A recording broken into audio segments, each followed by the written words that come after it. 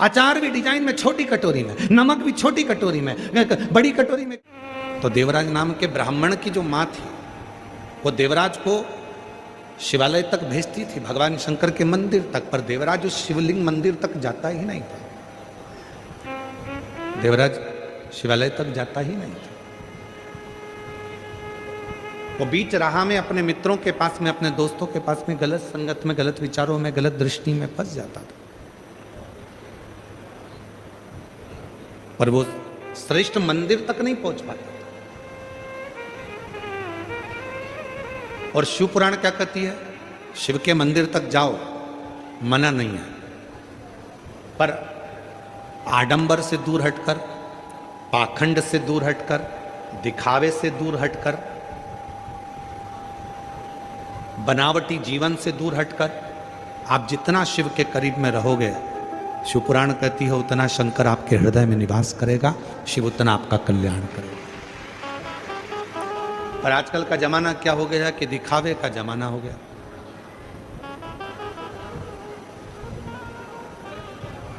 जितना जितना दिखावा करोगे आप उतने श्रेष्ठ कहलाओगे। पर शिवपुराण इन सबसे आपको हटा देती है। शिवपुराण कहती है कि मेरे शिव किसी आडंबर में नहीं, मेरे शंकर भगवान कोई आडंबर नहीं करते। उसके पास में दिखावे की कोई सूरत नहीं, उसके पास में दिखावे का कोई सामान नहीं, उसके पास में दिखावे की कोई चीज नहीं। मेरे शंकर भगवान सारे आडंबरों से परे हैं, वो सारे आडंबरों से दूर हैं, उनके पास में कुछ भी नहीं। मस्तक पर गंगा है, हाथे में डमरू है, त्रिशूल है और तन पर भस्म रमी हुई है। पूरी भस्म अपने तन पर धारण करे, तन पर भस्म धारण।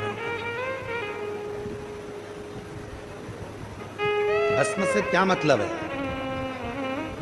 आप सिद्धेश्वर शिव महापुराण की कथा सुनने के लिए बैठे हो। भस्म से क्या मतलब है?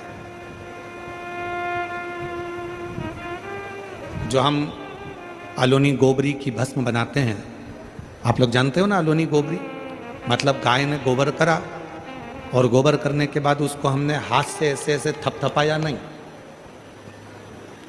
गाय ने जो गोबर करा वो सूख गया और उसकी गोबरी तैयार हो गई। उस गोबरी को हमने सुखाया, सुखाकर उसको जलाया, जलाकर भस्म तैयार कर कर कपड़े से 4 बत्ता कपड़ा कर कर फिर उसको छाना, छान कर जो भस्म तैयार हुई वो भस्म शिव को समर्पित करी।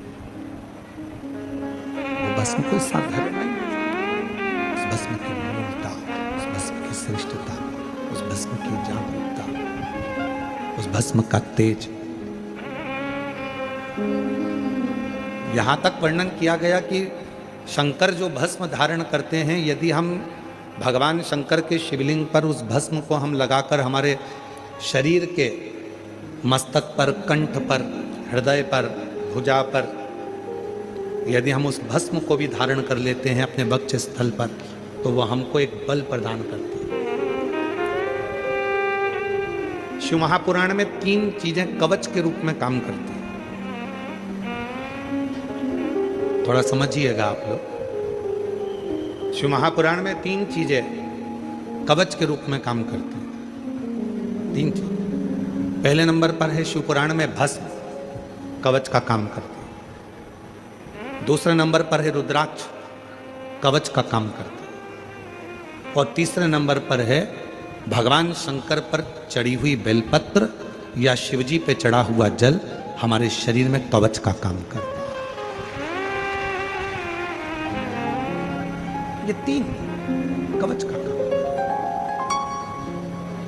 ये तीनों कवच का काम करते हैं। भस्म भी कवच का काम करती है, रुद्राक्ष भी कवच का काम करता है, जल बेलपत्र भी कवच का काम करता है, तीनों कवच का काम करते हैं। और हमारा निवेदन है आप सभी से, जितने भी शिव भक्त इस कथा को श्रवण कर रहे हैं, उन सबसे हम निवेदन करें कि घर से निकलने से पहले आपके शरीर पर इन 3 कवच में से कोई एक कवच होना चाहिए।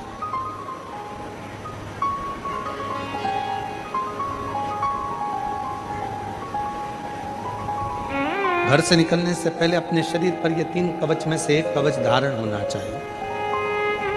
या तो हमारे गले में रुद्राक्ष हो, या हमारे तन पर कहीं पर भी भस्म लगी हो, या हम जब घर से निकलें तो एक बेलपत्र अपनी जेब में हो, या भगवान शंकर पे चढ़े हुए जल को हम पीकर आचमन कर कर या प्रोक्षण कर कर अपने घर से निकलें।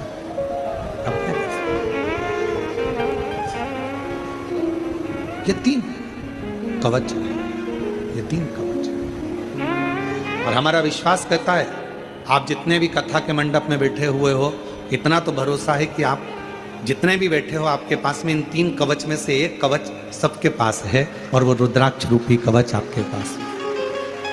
और यदि रुद्राक्ष नहीं पहने हो तो भस्म अपने तन पर धारण करेंगे, और भस्म धारण नहीं कर पाए तो तुमने शंकर जी पे चढ़ाए हुए जल को मस्तक पर लगाया, या प्रोक्षण किया, या आचमन किया। 3 कवच जो तुमने धारण करे, इन 3 कवच में से एक कवच भी अपनी जिंदगी में अगर हम धारण करते हैं तो हमें सुख का अनुभव होता है। सुख का, ये वो कवच है। और कितना सुंदर कहा विद्येश्वर संहिता में, जब रुद्राक्षों का महत्व भगवान शंकर स्वयं मां जगतजननी जगदम्बा से करते हैं, पार्वती को करते हैं। और माता पार्वती जी को जब भगवान शंकर अपने रुद्राक्षों की महत्वता बताते हैं तो मां जगतजननी जगदम्बा स्वयं हाथ फैलाकर भगवान शंकर के सामने कहती हैं कि मुझको भी ये रुद्राक्ष दीजिए, मुझे भी धारण कर, ये रुद्राक्ष मुझे भी दो, मुझे भी धारण कर, मुझे भी दो। और जैसे ही मां जगतजननी के हाथ में रुद्राक्ष आता है, तब मां आद्य शक्ति उस रुद्राक्ष को वापिस पुनः मस्तक से लगाकर शिव जी को देती है। तो भगवान भोलेनाथ जी ने पूछा, पार्वती अभी तो तूने इतनी उत्सुकता से, इतनी प्रबलता से, इतनी प्रखरता से रुद्राक्ष को मांगा, और अभी तूने रुद्राक्ष को मांगा और रुद्राक्ष पुनः मुझे वापस दे दिया। तो पार्वती जी कहती हैं, भगवान देवादिदेव महादेव से कहती हैं, बाबा मैं स्त्री हूं, मैं नारी हूं, और नारी के जीवन में कई बार अशुद्धता का भाव आ जाता है। अगर मैं इस रुद्राक्ष को धारण करूंगी, मैं इस रुद्राक्ष को अपने साथ में रखूंगी, तो क्या मेरा रुद्राक्ष अशुद्ध नहीं हो जाए? और यह प्रश्न केवल एक पार्वती जी ने स्वयं के लिए नहीं करा है। ये जितनी मेरी जीजियां बैठी हैं, जितने मेरे जीजा बैठे हैं, जितनी मेरी बेटियां बैठी हैं, जितने मेरे बेटा बैठे हैं, जरा सावधानी से सुनिएगा इस प्रसंग को। पार्वती जी रुद्राक्ष को हाथ में लेती हैं और पुनः मस्तक से लगाकर वो रुद्राक्ष पार्वती जी शिव जी को वापस दे देती हैं। विद्येश्वर संहिता, शिव महापुराण, रुद्राक्ष महत्व वापिस शिव को। शिव जी ने कहा, अभी तो तुम इस रुद्राक्ष को पाने के लिए इतना प्रयास कर रही थी, इतनी उमंग था तुम्हारे भीतर थी, इतना उत्साह तुम्हारे भीतर था कि ये रुद्राक्ष मुझे चाहिए, ये रुद्राक्ष मुझे दे दो, क्योंकि आपके जीवन के ये 3 कवच जो धारण करता है वो जीवन में सुखी रहता है। तो फिर ये रुद्राक्ष जो आपने मुझे दिया पार्वती जी, फिर सिर से लगाकर मुझे वापस क्यों कर दिया? पार्वती जी कहती हैं, मैं स्त्री हूं, मैं नारी हूं, और मैं स्त्री, मैं नारी, मैं एक स्त्री, एक महिला, एक नारी स्त्री हूं। अगर ये रुद्राक्ष मेरे पास में रहेगा तो मैं कहीं ना कहीं अशुद्ध भी हो जाती हूं। जब मैं अशुद्ध हो जाऊंगी तो ये रुद्राक्ष भी अशुद्ध हो जाएगा, ये रुद्राक्ष भी अशुद्ध हो जाएगा।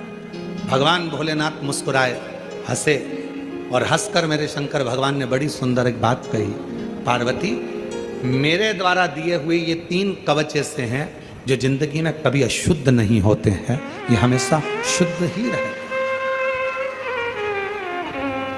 ये मेरे द्वारा 3 कवच ऐसे हैं जो कभी अशुद्ध नहीं होते, ये हमेशा शुद्ध ही रहे। और इसका काम है, अगर कोई अशुद्ध हो भी गया, मान लो किसी ने अशुद्धता धारण भी कर ली तो भी ये कवच उसे शुद्धता प्रदान करता है, ऊर्जा प्रदान करता है। तुम्हें नारी होकर इस रुद्राक्ष को धारण कर सकती हो। और हम आपसे निवेदन करें, माता पार्वती जी का, महागौरी का अगर स्वरूप का दर्शन आप करेंगे, माँ कात्यायनी के स्वरूप का यदि आप दर्शन करेंगे, माँ कुष्मांडा का यदि आप दर्शन करेंगे, माँ स्कंदा का यदि आप दर्शन करेंगे, 9 स्वरूपों में कई माता के ऐसे स्वरूप हैं जिन स्वरूपों का यदि आप दर्शन करेंगे तो उन स्वरूप में आप दर्शन करेंगे कि माता के गले में और हाथ में रुद्राक्ष की माला पड़ी हुई है। रुद्राक्ष का क्या मैं नारी होकर इस रुद्राक्ष को धारण कर सकती हूं? हां, यह शुद्धता प्रदान करता है, शुद्धता का भाव। कई लोग ऐसे हैं जो कहते हैं गुरुजी बेलपत्री का वृक्ष हमारे आसपास में तो नहीं है, पर बेलपत्री का वृक्ष शमशान में है। शमशान में 4 बेलपत्री के वृक्ष लगे हैं, हम वो बेलपत्री को तोड़कर लाकर क्या शिव जी को समर्पित कर सकते हैं? अरे भाई, शिव महापुराण की कथा कहती है, रुद्राक्ष, शिव पे चढ़ी हुई भस्म और बेलपत्र, शंकर का चढ़ा जल, गंगा जल, ये कभी अपवित्र नहीं होते, ये पवित्र की पवित्र हैं और कवच का काम है, कवच का काम। इतना कर्म, इनमें पवित्रता का भाव है, इनमें अपवित्रता का भाव नहीं है। अब कई माताएं कहती हैं, क्यों गुरुजी हम जब रजोधर्म से हो जाते हैं, रजस्वला हो जाते हैं, तो क्या हम भगवान का कोई नाम जाप, कोई नाम स्मरण, कोई भजन, कोई कीर्तन, कोई नाम जाप नहीं कर सकते? क्यों नहीं कर सकते?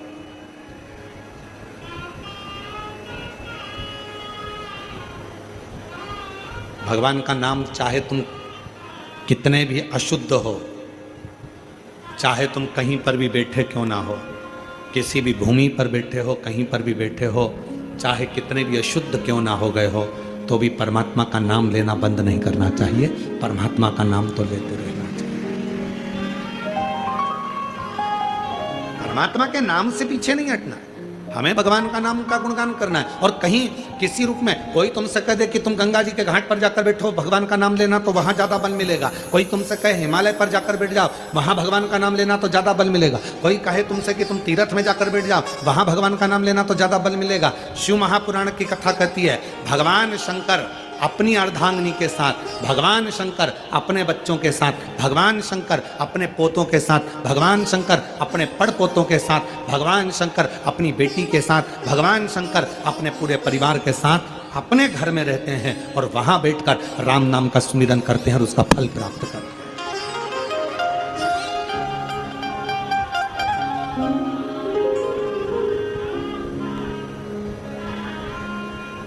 सबसे बड़ा आश्रम होता है गृहस्थाश्रम। घर में रहकर भजन करना कठिन है। क्यों? क्योंकि भजन करते करते ना जाने कितने स्मरण हमारी बुद्धि में रहते हैं। आरती करते करते, भजन करते करते, हनुमान चालीसा पढ़ते पढ़ते भी जय हनुमान ज्ञान गुण सागर, जय कबीर तिहुँ लोक उजागर, राम दूत अतुलित बलराम, अंजनी पुत्र पवन सुत नामा। देखना, उससे कहना आधा किलो दूध दे दे और 1 किलो दही लेकर आना। आते आते काम करना, ब्रेड की थैली लेकर आना। जय हनुमान ज्ञान गुण सागर, जय कबीर तिहुँ लोक उजागर, राम दूत अतुलित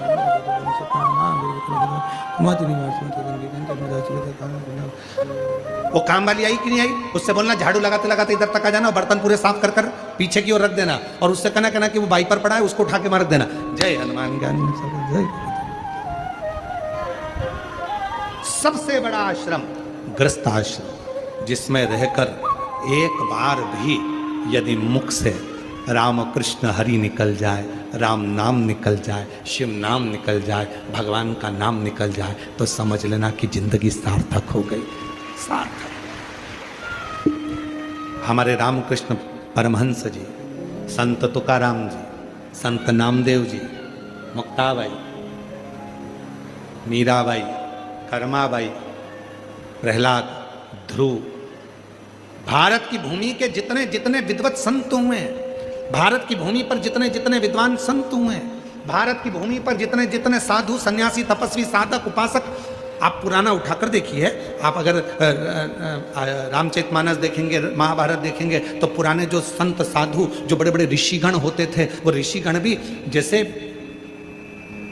स्वयं ऋषिगण अपनी अर्धांगिनी के साथ रहकर भगवत भजन में सुमिरन में लगे रहते थे। परिवार के साथ में रहकर जो भजन किया, परिवार में साथ में रहकर जो स्मरण किया, परिवार के साथ रहकर जो मंत्र जाप किया, जो नाम जाप किया, परिवार के साथ में रहकर जो भगवत नाम किया, वही मूल हो जाता। वो एक बार भी अगर मुख से निकले तो जीवन सार्थक। एक बार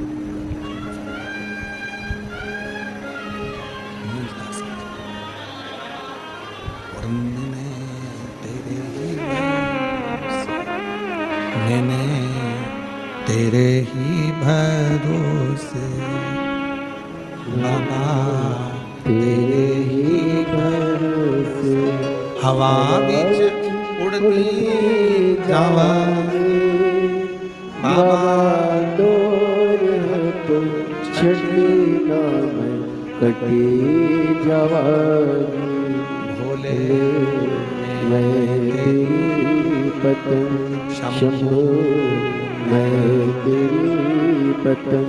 शिव पुराण कह रही है, भगवान शंकर का चरित्र कर रहा है कि भगवान शंकर कुछ कवच हमको दिए हैं, कुछ कवच हमको दिए। उन कवच को जिसने धारण करा, उन कवच को जिसने पहना, उन कवच को जिसने धारण कर लिया, उसने अपनी जिंदगी को शुद्ध बना लिया, सात्विक बना लिया। तो पहला कवच है रुद्राक्ष, दूसरा कवच है, जम के बोलो, भस्म, तीसरा कवच है बेलपत्र या शंकर जी पे चढ़ा हुआ जल, ये भी कवच का काम करता है, ये भी कवच है, ये सब कवच है।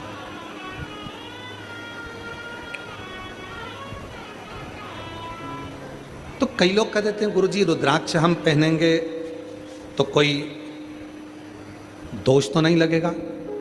पहले तो एक बात अपने चित्त में उतारिए, जितने भी सिद्धेश्वर शिव महापुराण की कथा को यवतमाल जिले के आरणी में श्रवण करने के लिए आए हैं और कथा के मंडप में बैठे हैं, या टीवी पर या आस्था चैनल पर या सोशल मीडिया पर इस कथा को सुन रहे हो, तो पहले सिद्धेश्वर शिव महापुराण की कथा सुनने से पहले अपने अंदर से एक बात निकाल दो, डर।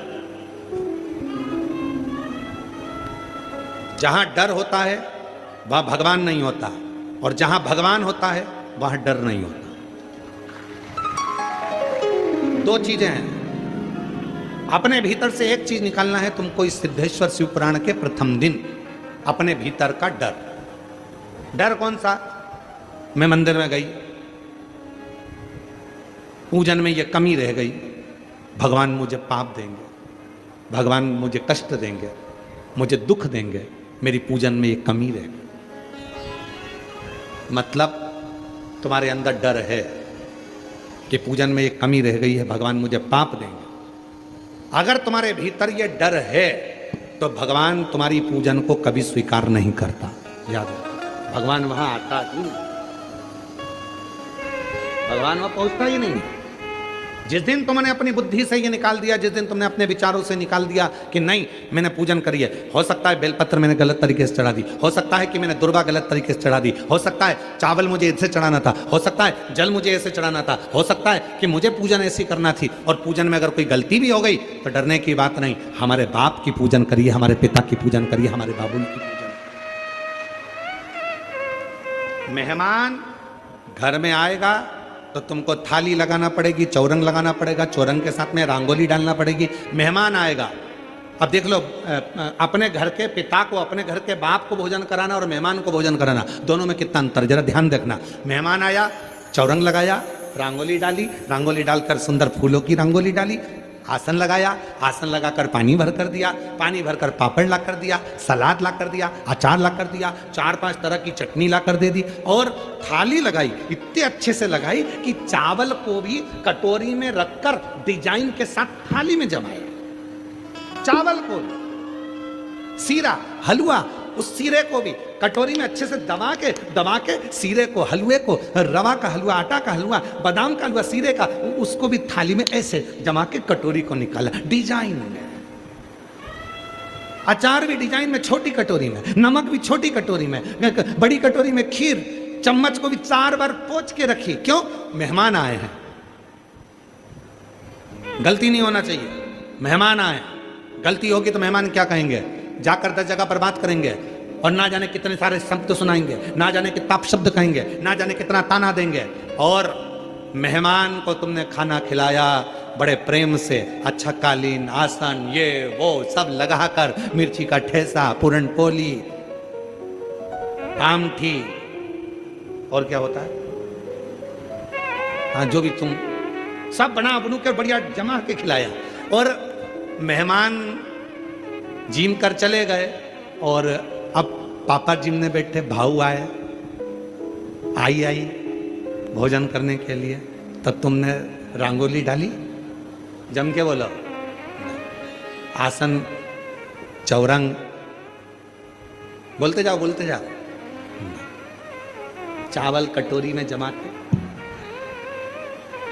बोलो बोलो, नहीं, सीरा कटोरी में जमा के, बोलो बोलो, कुछ नहीं। कटोरी भी बे डिजाइन की, एक बड़ी कटोरी, एक छोटी कटोरी, एक ये वाली कटोरी, एक वो वाली कटोरी, 4-5 तरह की कटोरी, गिलास भी बे डिजाइन का, थाली भी बे डिजाइन की, और ले जाकर भाऊ को, पिताजी को, बाबूजी को, पापा को, पापा, भाऊजी, भाऊ, भोजन, आई भोजन।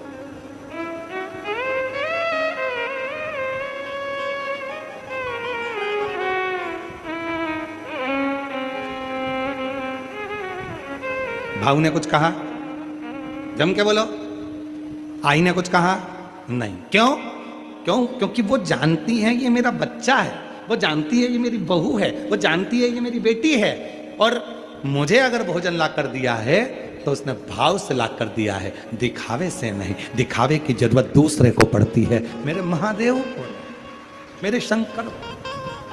मेरे शंकर भगवान को दिखावा नहीं चाहिए। नहीं साहब, तुम्हारे भीतर डर है, अगर मैंने ये वाला पूजन ऐसा नहीं करा तो डर है कि ऐसा ना हो जाए, मैंने ये व्रत ऐसे कर दिया तो डर है ऐसा ना हो जाए, मैं अगर ऐसा कर गई तो ऐसा हो जाएगा, डर है। और जहां डर है वहां मेरा शिव नहीं है।